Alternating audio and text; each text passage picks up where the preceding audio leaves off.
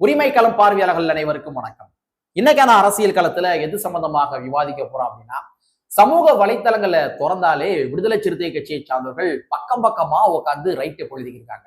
அதாவது விடுதலை சிறுத்தை கட்சியுடைய பலம் என்ன, விடுதலை சிறுத்தை கட்சியுடைய மக்கள் செல்வாக்கு என்ன, விடுதலை சிறுத்தை கட்சியுடைய போராட்ட குணம் என்ன, விடுதலை சிறுத்தை கட்சியுடைய கட்டமைப்புகள் என்ன, இது போன்று பல்வேறு வகையான தரவு எல்லாமே சமூக வலைத்தளங்கள்ல விடுதலை சிறுத்தை கட்சியை சார்ந்தவர்கள் பக்கம் பக்கமா உட்காந்து எழுதிக்கிருக்காங்க. சோ இது போன்று விடுதலை சிறுத்தை கட்சியை சார்ந்தவர்கள் எழுதுவதற்கான முக்கியமான காரணம் என்ன? ஏன்னா இந்த 2026 தேர்தலில் விடுதலை சிறுத்தை கட்சிக்கு 5 தொகுதிகள் தான் வழங்கக்கூடும். இது போன்று சில பல செய்திகள் வெளியாயிருக்கின்றது. சோ அதனாலதான் விசிகா காரங்க எங்களுடைய பலம் என்ன என்பதனை சமூக வலைத்தளங்கள்ல ரைட்டப்பா எழுதி காட்டியிருக்காங்க. ஒரு தரப்பை சார்ந்த விடுதலை சிறுத்தை கட்சியை சார்ந்தவர்கள் இது போன்று ரைட்டப் எழுதினாலும் கூட, இன்னொரு தரப்பை சார்ந்த விடுதலை சிறுத்தை கட்சியை சார்ந்தவர்கள் என்ன ரைட்டப் எழுதுறாங்க அப்படின்னா, இந்த 2026 தேர்தலில் ஒருவேளை திராவிட முன்னேற்ற கழகம் இரட்டை இலக்க தொகுதிகளை வழங்கவில்லை என்றால் விடுதலை சிறுத்தை கட்சியினுடைய ஒவ்வொரு தொண்டர்களுடைய கோபங்கள் என்னவென்று திராவிட முன்னேற்ற கழகம் பார்க்கும். இது போன்று சில பல ரைட்டப்புல இன்னொரு தரப்பை சார்ந்த விடுதலை சிறுத்தை கட்சிகள் எழுதி கொண்டிருக்கின்றார்கள். சோ உள்ளபடியே விடுதலை சிறுத்தை கட்சிக்கு 5 தொகுதிகள் தான் வழங்கக்கூடுமா? இது ரூமர் செய்தியா, இல்ல உள்ளபடியே அந்த மாதிரிதான் திமுக பிளான் போட்டிருக்காங்களா? இது போன்று பல்வேறு வகையான தரவுகள் எல்லாமே இந்த காணொலியில கொஞ்சம் டீட்டெயிலா பார்த்துடலாம். நண்பர்கள் அனைவருக்கும் இளம்பெரும் வழுதியின் இனிய வணக்கம். நாங்க படிமத்து பார்த்துட்டோம். இனி ஜென்மத்துக்கும் எங்களால துணிய முடியாது. அதனால நாங்க சண்டை போட போறோம். வீடியோக்குள்ள போறதுக்கு முன்னாடி வழக்கம் போல நம்ம நேயர்கள்ட்ட ஒரு கேள்வி கேட்டுருவோம். உங்களுடைய பதில்களை நீங்க கமெண்ட் பாக்ஸ்ல கமெண்டா போட்டுருங்க. இந்த 2026 தேர்தலில் திராவிட முன்னேற்ற கழகத்தினுடைய கூட்டணியில ஒருவேளை விடுதலை சிறுத்தை கட்சி இல்லை என்றால் திராவிட முன்னேற்ற கழகம் இந்த 2026 தேர்தலில் வெற்றி பெறுமா, தோல்வி அடையுமா? இது மட்டும் நீங்க கமெண்ட் பாக்ஸ்ல கமெண்டா போட்டுருங்க. உங்களுக்கு தோன்ற கருத்துக்கள் எல்லாமே நீங்க கமெண்ட் பாக்ஸ்ல ஷேர் பண்ணிருங்க. சரிங்களா? சரி, விடுதலை சிறுத்தை கட்சிக்கு இந்த 2026 தேர்தலில் வெறும் 5 தொகுதிகள் மட்டும்தான் வழங்கக்கூடுமா? எதற்காக திடீர்னு இது போன்ற டிபேட்டுகள் உருவாச்சு அப்படின்னா ஒண்ணும் கிடையாதுங்க. இன்னைக்கு மாலை முரசு என்ன பண்றாங்கன்னா, ஒரு நியூஸ் கார்டு வந்து வெளியிடுறாங்க. அந்த நியூஸ் கார்டுல என்ன சொல்றாங்க அப்படின்னா, கம்யூனிஸ்ட் கட்சி இருக்காங்க இல்லையா, சிபிஎம், சோ இவங்க திராவிட முன்னேற்ற கழகத்து கூட 2ஆம் கட்ட தொகுதி பங்கீடு பேச்சுவார்த்தை நடத்துறாங்க.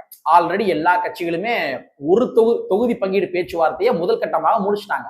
சோ இப்ப கம்யூனிஸ்ட் கட்சி 2ஆம் கட்ட பேச்சுவார்த்தை நடத்துறாங்க, தொகுதி பங்கீடு பேச்சுவார்த்தை நடத்துறாங்க. அப்ப திராவிட முன்னேற்ற கழகம் என்ன சொல்றாங்க அப்படின்னா, இந்த 2026 தேர்தலில் நீங்க 5 தொகுதியை மட்டும் பெற்றுக் கொள்ளுங்கள். அதாவது 2021 நீங்க 6 தொகுதியில போட்டி போட்டீங்க. ஆனா இந்த 2026 தேர்தலில் சூழல் சரியில்லை, அதனால நீங்க வெறும் 5 தொகுதியை மட்டும் பெற்றுக்கொள்ளுங்கள், ஒரு தொகுதியை குறைத்துக் கொள்ளுங்கள் என்று காங்கிரஸ் கம்யூனிஸ்ட் கட்சிட்ட திராவிட முன்னேற்ற கழகம் வேண்டுகோள் விடுத்திருப்பதாக செய்திகள் வெளியாயிருக்கின்றன. சோ இதனால தான் விடுதலை சிறுத்தை கட்சியை சார்ந்தவர்கள் எங்க நமக்கும் 5 தொகுதியை மட்டும் கொடுத்துருவாங்களோ, நாம வந்து எப்படியாச்சும் இந்த முறை இரட்டை இலக்க தொகுதி கேட்டுக்கிருக்கோம், இரட்டை இலக்கத்துல தொகுதியை வாங்கிடுன்ற மாதிரி போராடி இருக்கோம். ஆனா கம்யூனிஸ்ட் கட்சிக்கே 5 தொகுதியை வழங்குகின்ற பொழுது நமக்கும் எங்க 5 தொகுதியை வழங்கி விடுவார்களோ என்றுதான் விடுதலை சிறுத்தை கட்சியை சார்ந்தவர்கள் சமூக வலைத்தளங்களை ரைட்டை எழுதியிருக்காங்க.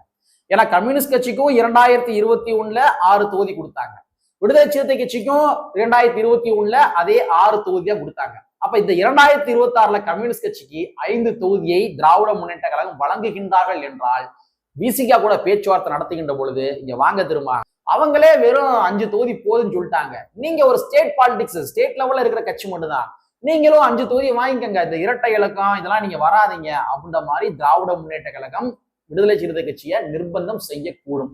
ஸோ அதனாலதான் விடுதலை சிறுத்தை கட்சியை சார்ந்தவர்கள் சமூக வலைத்தளங்கள்ல தங்களுடைய கருத்துக்கள் எல்லாமே ஷேர் பண்ணியிருக்காங்க.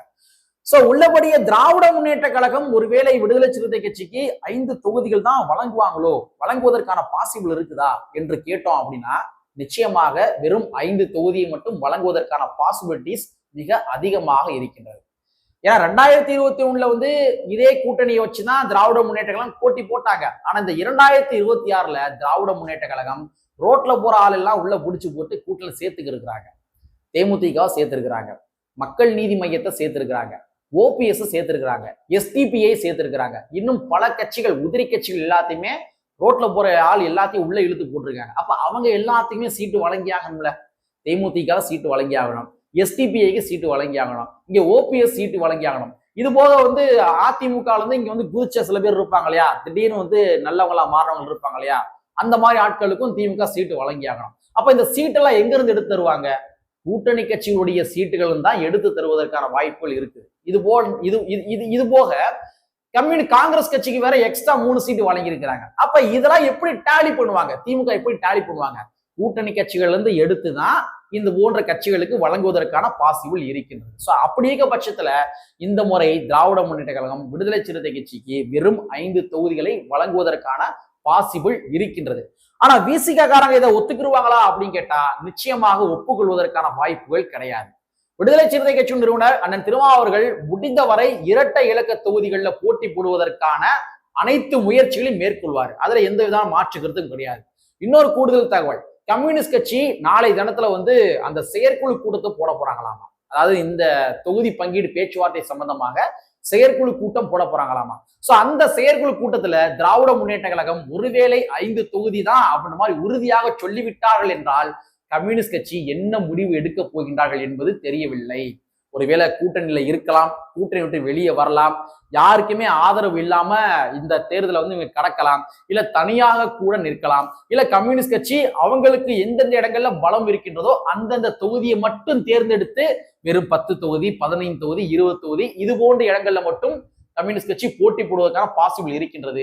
ஒருவேளை கம்யூனிஸ்ட் கட்சி ஒரு முடிவெடுத்து திரும்ப நீங்களும் வாங்க நம்ம எல்லாம் சேர்ந்து 2014 எப்படி மக்கள் நல கூட்டணியை உருவாக்கணுமோ அது போன்ற ஒரு கூட்டணி உருவாக்குவோம் என்று உருவாக்கினாலும் உருவாக்கலாம், இல்ல தமிழர் வெற்றி கழகத்தோட கூட்டணி வைப்பதற்கான பாசிபிள் கூட இருக்குது.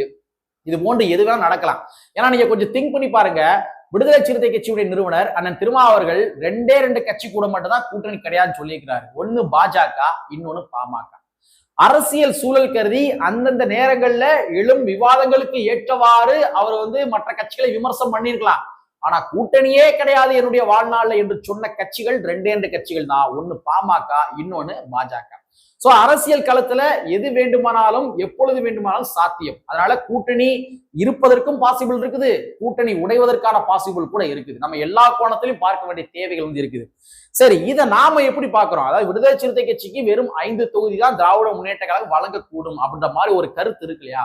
இதை நாம எப்படி பாக்குறோம் அப்படின்னா, அதாவது நம்ம ஊர் பக்கம் ஒரு பழமொழி சொல்லுவாங்க, வேலி போட்டு வெள்ளாம பண்றது வெண்ணையப்பேன், அதை நோகாம நோண்டி தின்றது தொன்னையப்பேன் அப்படின்னு பழமொழி சொல்லுவாங்க. தமிழ்நாடை பொறுத்த வரைக்கும் பிஜேபி உள்ளே வந்துவிடக் கூடாது என்ற காரணத்துக்காக அனுதினமும் களமாடி கொண்டிருக்கின்ற கட்சி எந்த கட்சி? விடுதலை சிறுத்தை கட்சி. அவங்கதான் அனுதினம் களமாடி கொண்டிருக்கின்றார்கள். விடுதலை சிறுத்தை கட்சியுடைய நிறுவனர் அண்ணன் திருமாவர்கள் இந்த சனாதன பாஜகவை எதிர்ப்பதை போன்று இங்க திமுக எதிர்ப்பது கிடையாது. கம்யூனிஸ்ட் கட்சிகள் எதிர்ப்பதை போன்று இங்க திமுக எதிர்ப்பது கிடையாது. கம்யூனிஸ்ட் கட்சி விடுதலை சிறுத்தை கட்சி எந்த அளவுக்கு பாஜகவை எதிர்த்து தமிழ்நாட பாஜக எதிர்ப்பு மாநிலமாக உருவாக்கி வைத்திருக்கிறார்களோ அதனுடைய உழைப்பினுடைய பலன்கள் எல்லாத்தையுமே யாரு அறுவடை பண்றாங்கன்னா திராவிட முன்னேற்ற கழகம் தான் அறுவடை பண்றாங்க. அறுவடை பண்ணிக்கிட்டு ஆட்சியிலும் அதிகாரத்தில் பங்கு தருவது கிடையாது, சீட்டு எண்ணிக்கையை கூட உயர்த்தி தருவது கிடையாது. அதனாலதான் வேலி போட்டு வெள்ளாம பண்றது வெண்ணையப்பேன், அதை நோகாம நோண்டி தின்றது தொன்னையப்பேன், அந்த ஒரு பழமொழி நான் சொன்னேன். அப்ப இந்த இடத்துல திராவிட முன்னேற்ற கழகம் விடுதலை சிறுத்தை கட்சி கம்யூனிஸ்ட் கட்சியுடைய உழைப்பை சுரண்டி எடுத்து தான் உண்டு கொழுத்து கொண்டிருக்கின்றார்கள் என்றுதான் பார்க்க முடிகின்றது. இன்னொரு விஷயத்தை நீங்க நல்லா தெரிஞ்சுங்க, இது ஒரு வகையான உழைப்பு சுரண்டல். அதாவது கம்யூனிஸ்ட் கட்சியுடைய சித்தாந்தத்திற்கே எதிரானது. ஒருவேளை கம்யூனிஸ்ட் கட்சியே எங்களுக்கு 5 தொகுதிகள் போதும் என்று ஒப்புக்கொண்டார்கள் என்றால், விடுதலை சிறுத்தை கட்சி ஒப்புக்கொண்டார்கள் என்றால் இது கம்யூனிஸ்ட சித்தாந்தத்திற்கு எதிரானது. அதாவது ஒரு உழைப்பு சுரண்டல். 234 தொகுதியில வெறும் 5 தொகுதியை மட்டும் நீங்க கொடுத்துட்டு மீத இருக்கிற 229 தொகுதியில நீங்க திமுகவுக்கு உழைச்சு ஓடா தேஞ்சு போங்க என்று சொல்றீங்க அப்படின்னா இது முழுக்க உழைப்பு சுரண்டல். சோ இது போன்ற விஷயங்களை கண்டிப்பா நம்மள கம்யூனிஸ்ட் கட்சியும் விடுதலை சிறுத்தை கட்சியும் இந்த தொகுதிகளுக்கு ஒப்புக்கொள்ள மாட்டார்கள் அப்படின்றத நம்ம ஆணித்தனமா வந்து எண்ணலாம். தமிழ்நாட்டுல பிஜேபி எதிர்ப்பு வாக்குகள் எல்லாமே அது திமுகவுக்கு தான் போகும்னு நினைக்கிறீங்களா? நிச்சயமா கிடையாது. பிஜேபி எதிர்ப்பு வாக்குகள் என்பது திமுகவுக்கு எதற்காக போகின்றது என்றால், கம்யூனிஸ்ட் கட்சியும் விடுதலை சிறுத்தை கட்சியும் திராவிட முன்னேற்ற கழகத்தினுடைய கூட்டணியில் இருப்பதனாலதான் திமுகவுக்கு பிஜேபி எதிர்ப்பு வாக்குகள் போகுது. இதை புரிஞ்சுக்கணும். இப்ப நீங்க பிஜேபியை திமுக எந்த அளவுக்கு எதிர்த்துட்டாங்கன்னு நினைக்கிறீங்க? எந்த அளவுக்கு எதிர்த்துட்டாங்க? ஒரு லெவல்லையும் கூட அவங்க எதிர்க்கவே இல்லை. இப்போ ஒரு வாரத்துக்கு முன்னாடி கூட மதுரை மாவட்டத்துக்கு மாண்புமிகு பிரதமர் மோடி அவர்கள் வந்திருந்தாரு. அப்ப மோடி அவர்களுக்கு எதிர்ப்பு தெரிவித்த கட்சிகள் எந்த கட்சி? விடுதலை சிறுத்தை கட்சி, கம்யூனிஸ்ட் கட்சி, காங்கிரஸ் கட்சி, இதர பின்ன ஜனநாயக அமைப்புகள். திமுக எதிர்ப்பு தெரிவிக்கலையே. அவங்க ஏடிஎம்கே ஆட்சியில் இருந்த பொழுது திமுக மோடி அவர்களை எந்த அளவுக்கு எதிர்த்தாங்க அப்படின்றது நம்ம எல்லாருக்குமே தெரியும். ஆனா திமுக ஆட்சிக்கு வந்ததற்கு பின்பாக மாண்புமிகு பிரதமர் அவர்கள் தமிழ்நாட்டுக்கு வந்தார் அப்படின்னா தமிழ்நாட்டுல எந்த கடையில ஏறி இறங்கி வெள்ளக்கூட வாங்குவாங்கன்னு தெரியாது. வெள்ளக்கூடைய வாங்கிட்டு போய் பிரதமர் மோடி அவர்களுக்கு வெள்ளக்கூடைய பிடிச்சு வரவேற்கின்ற காட்சிகளை நாம் பார்த்து கொண்டுதான் இருக்கின்றோம். எத்தனை திமுகவுடைய அமைச்சர் பெருமக்கள் எல்லாமே இடி ரெய்ட்ல மாட்டிக்கிட்டு அடுத்த நாளே டெல்லிக்கு பயணப்படுறாங்க அப்படின்றத நம்ம பார்த்துட்டு தான் இருக்கோம். அப்படிங்கிற பட்சத்துல பிஜேபியை திராவிட முன்னேற்ற கழகம் தீர்க்கமாக எதிர்க்கின்றார்களா என்று கேட்டால் நிச்சயமாக இல்லை. விசிகா கம்யூனிஸ்ட் கட்சி தான் தமிழ்நாடு பிஜேபி எதிர்ப்பு மாநிலமாக உருவாக்கி வச்சிருக்காங்க. சோ பிஜேபி எதிர்ப்பு வாக்குகள் எல்லாமே அது திராவிட முன்னேற்ற கழகத்துக்கு போகுது என்பதனை விட கம்யூனிஸ்ட் கட்சியும் விடுதலை சிறுத்தை கட்சியும் திராவிட முன்னேற்ற கழகத்தினுடைய கூட்டணியில் இருப்பதனாலதான் இங்க பிஜேபி எதிர்ப்பு வாக்குகள் திராவிட முன்னேற்ற கழகத்துக்கு போகுது. இதை நம்ம புரிஞ்சுக்கணும். சோ விடுதலை சிறுத்தை கட்சிக்கு இந்த 2026 தேர்தலில் வெறும் 5 தொகுதிகள் மட்டும்தான் ஒதுக்கக்கூடும். இது போன்று சில பல செய்திகள் வெளியாகிருக்கின்றது.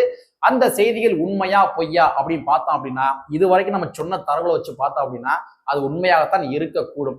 ஒருவேளை விசிகாவுக்கு 5 தொகுதி மட்டும்தான் நான் வழங்குவோம் அப்படின்ற மாதிரி திமுக முன்னாடி வந்தாங்க அப்படின்னா விடுதலை சிறுத்தை கட்சியோட நிறுவனர் அண்ணன் திருமா அவர்கள் கண்டிப்பான முறையில் 15 தொகுதியாச்சும் வாங்குவதற்கான முயற்சியை கைவிட மாட்டார் அப்படின்றத நம்ம புரிஞ்சுக்கலாம். பட் அரசியல் களத்தில் என்ன நடக்குதுன்னு தெரியல, பொறுத்திருந்து பார்ப்போம் என்பதனை கூறிக்கொண்டு கற்பி ஒன்று செயல் புரட்சி செய்கின்ற புரட்சியாளர் அம்பேத்கருடைய வரியை கூறிக்கொண்டு நிறைவு செய்கின்றேன். நன்றி, வணக்கம்.